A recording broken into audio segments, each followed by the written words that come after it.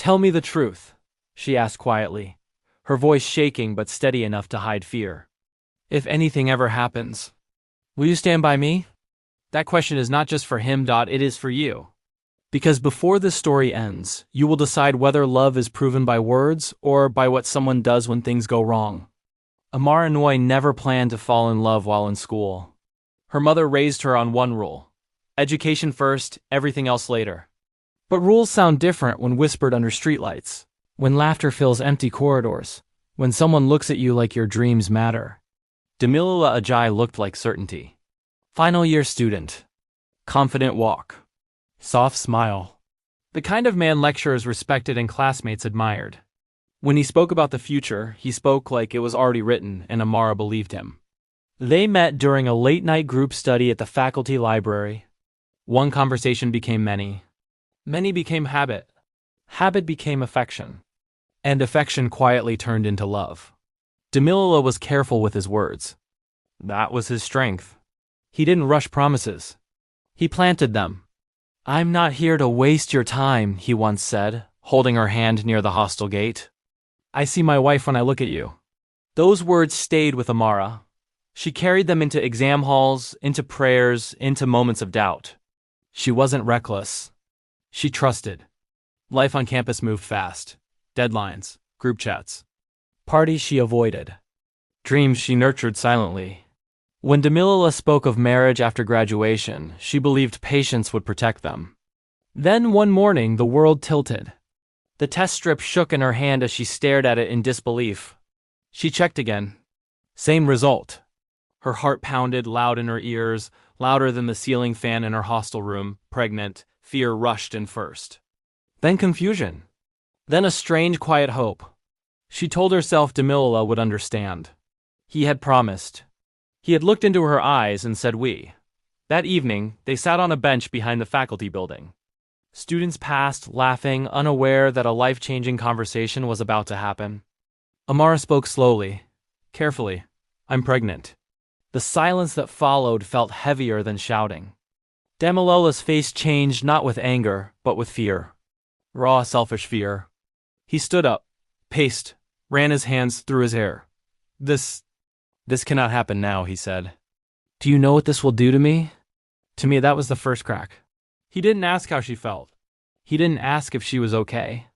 He just said the words that would follow her forever. You need to get rid of it. In that moment, Amara understood what it meant to be left behind with a heartbeat still alive, still breathing, but suddenly alone. The days after that conversation moved strangely, as if time itself had decided to watch instead of intervene. Amara attended lectures with a straight back and tired eyes. She laughed when spoken to. She took notes. She answered questions. No one noticed that every step she took felt heavier than the last. Demilila changed without announcing it. That was the hardest part. He stopped calling at night. Messages that once arrived before she finished typing now came hours later, trimmed of warmth. When she asked to see him, he said he was busy. Group meetings. Family issues. Planning for life after school. Always something important. Always something that didn't include her. When they finally met again, it was not in the quiet corners they used to share. It was outside, exposed, rushed. He spoke like a man negotiating a problem, not a partner sharing a burden. I have thought about it, he said, eyes fixed on the road. This is the best option for both of us. Both of us. He said it again, as if repetition could turn pressure into truth. He talked about reputation, about his parents, about how one mistake could undo years of effort. He never once mentioned her fear, her health, or the way she barely slept anymore. Amara listened. She always listened. But something inside her had started to resist quietly. That night she heard the baby's heartbeat for the first time during a routine visit to the campus clinic. It was faint, fast, stubborn. A small sound that filled a large space inside her chest. She walked back to her hostel with her hand resting unconsciously on her stomach, feeling both terrified and anchored. Ngozi noticed before Amara said anything. Roommates always do. You're carrying something heavier than books, Ngozi said one evening, closing the door behind them. Amara broke down then. Not loudly. Just enough to release the pain she had been holding. Ngozi's reaction was immediate. Anger. Not at Amara, but at the situation. Has he even asked how you are? She demanded. Amara shook her head. That's your answer, Ngozi said. Silence is also a decision. But Amara wasn't ready to accept that. Hope has a way of disguising itself as patience. She believed Demila would come around. That fear would give way to responsibility. That love would remember itself. Instead, he sent money. Not much. Just enough to suggest distance. No visit, no reassurance. Just a transfer notification and a short message. Take care of it. Those words stayed with her longer than he ever did. Campus gossip began to stir. Whispers followed her into bathrooms and libraries. Some people looked away. Others looked too long. Amara learned how loneliness could exist in crowded places. At night she lay awake. Hope didn't leave Amara all at once. It faded in pieces, the way paint peels from an old wall, slow, stubborn, and impossible to ignore once it starts. She kept waiting for Demila to show up properly. Not with money. Not with instructions. With presence. With accountability. With the courage he once pretended to have. Weeks passed. Her body began to change in ways she could no longer hide. Clothes felt tighter. Fatigue clung to her bones. She stopped attending social gatherings, choosing quiet corners where no one asked questions. Even lecturers noticed the shift. One of them, Dr. Hassan, paused her after class one afternoon. You are brilliant, he said gently. But something is distracting you. Don't disappear on yourself. She nodded, unable to speak. Some truths are too heavy for academic hallways. The breaking point came on a humid Friday evening. Amara was at the campus cafe with Ngozi when she saw him. Demila, laughing, relaxed. His arm rested easily around another girl's chair, his posture familiar, confident, unburdened. The girl leaned toward him, smiling the way Amara once did. Amara's chest tightened. The room felt smaller. Ngozi followed her gaze and stiffened. So that's how far he's moved on, she muttered. Amara stood up slowly, her legs trembling but determined. She walked toward them before fear could stop her. Demila. He looked up, surprised not guilty. That hurt more than anger would have. Amara, what are you doing here? He asked, standing quickly, eyes darting to the girl beside him. She didn't shout. She didn't accuse. Her voice was calm in a way that scared even her. You told me to wait, she said. You said we'd talk. He exhaled, already tired of the conversation. This is not the place. She glanced at the girl, who now looked confused and uncomfortable. Then back at him. When would have been the place? Amara asked. When you stopped answering my calls. Or when you decided I no longer mattered. Damilola's jaw tightened. You're making a scene. That was when it became clear. He wasn't ashamed of what he did. He was annoyed that she reminded him. Outside, the conversation turned colder. I can't be tied down right now, he said flatly. You should be grateful I'm helping at all. Helping. Not owning. Not standing. Helping. Something inside Amara shifted then. A quiet, irreversible break. So this is it? She asked. You just move on. He shrugged. Life doesn't wait. That night, Amara cried until there were no tears left.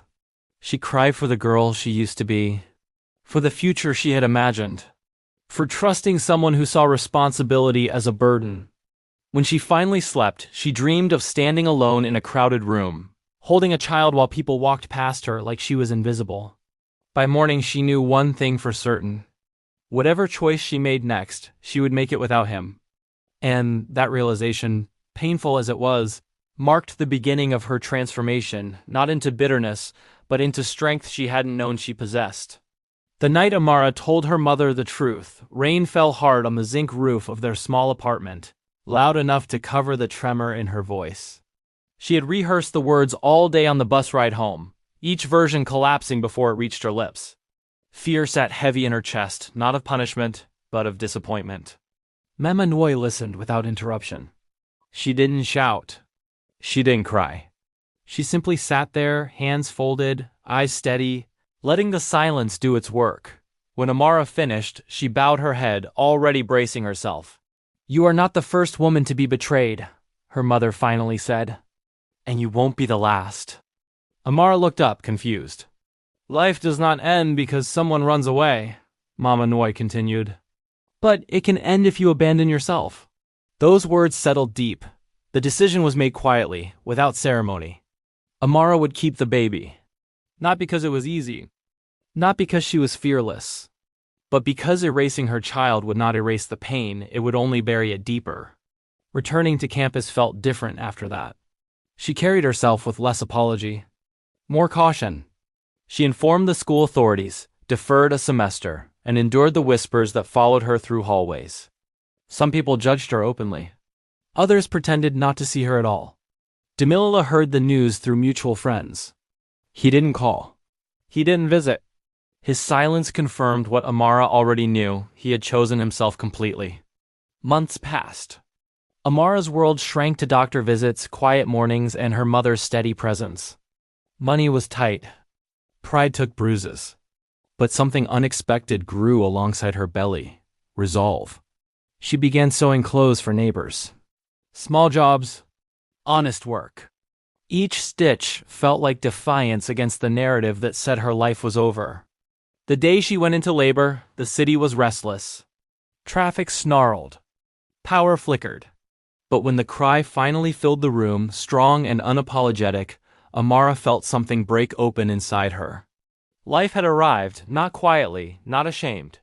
She named her daughter Kiamaka, God is beautiful. In the weeks that followed, exhaustion blended with gratitude. Nights were long. Mornings were uncertain. But Amara learned quickly that strength does not announce itself. It reveals itself when there is no alternative. Word of the baby eventually reached Demilila directly. He sent a message short. Awkward. I heard you had the baby. Hope you're okay. Amara stared at the screen for a long time. Then she deleted the message without replying. Some doors, once closed, do not need reopening. As she rocked Kiamaka to sleep that evening, Amara realized something profound. She was no longer waiting to be chosen. She had chosen herself. And while the world still saw her as the girl who made a mistake, she knew the truth. She had survived abandonment. She had faced shame and stood upright. She had been left behind but not defeated.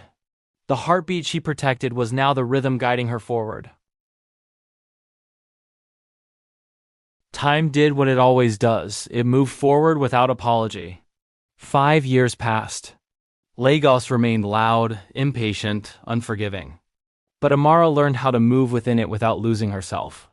She returned to school, graduated quietly, and built a life that didn't depend on sympathy.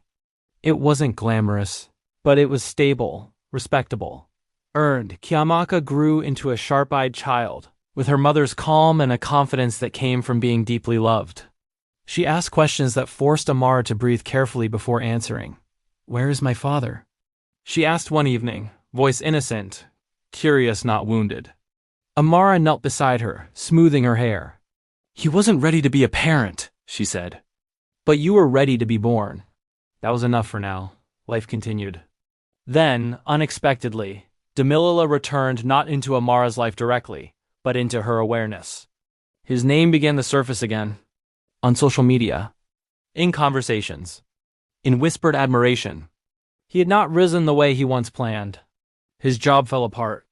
His relationship ended publicly. People who once praised him now pitied him. Lagos had moved on without him.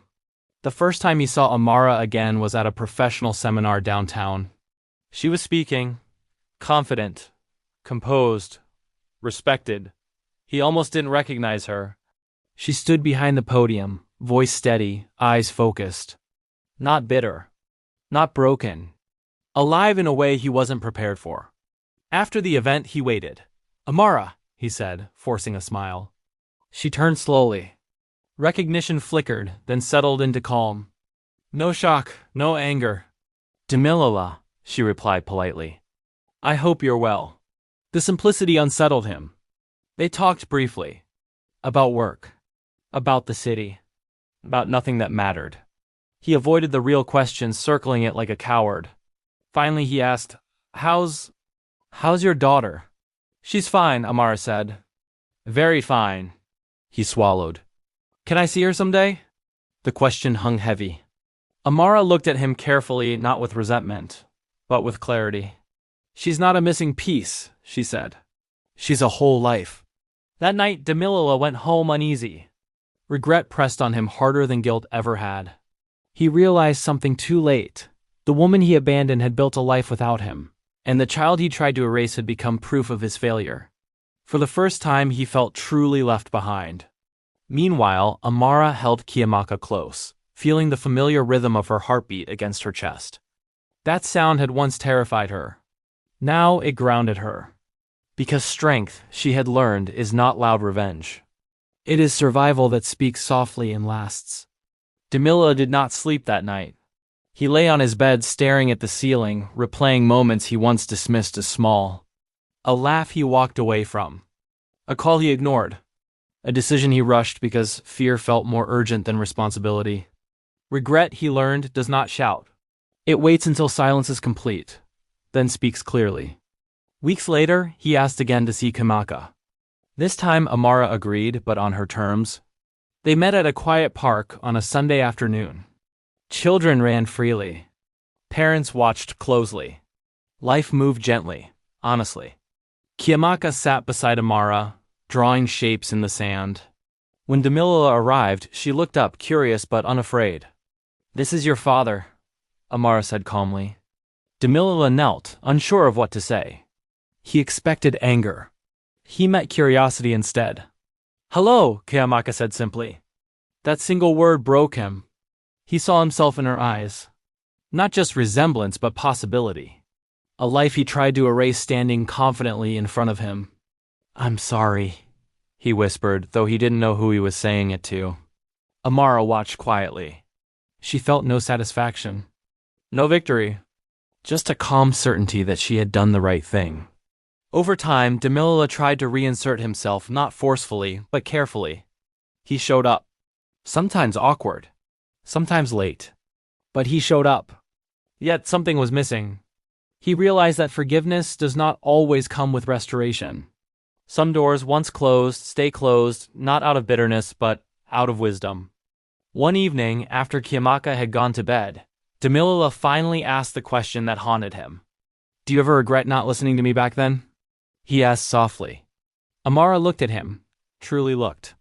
"If I had listened to you," she said, "I would have lost myself. And she would never have existed." He nodded slowly.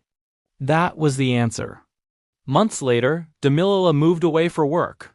He stayed in touch with his daughter, learning fatherhood in fragments. It was not the life he imagined, but it was the one his choices allowed. Amara continued forward. She built a career. She raised her child with honesty and love. She carried no shame, only memory and strength shaped by survival. The story does not end with punishment or applause. It ends with truth.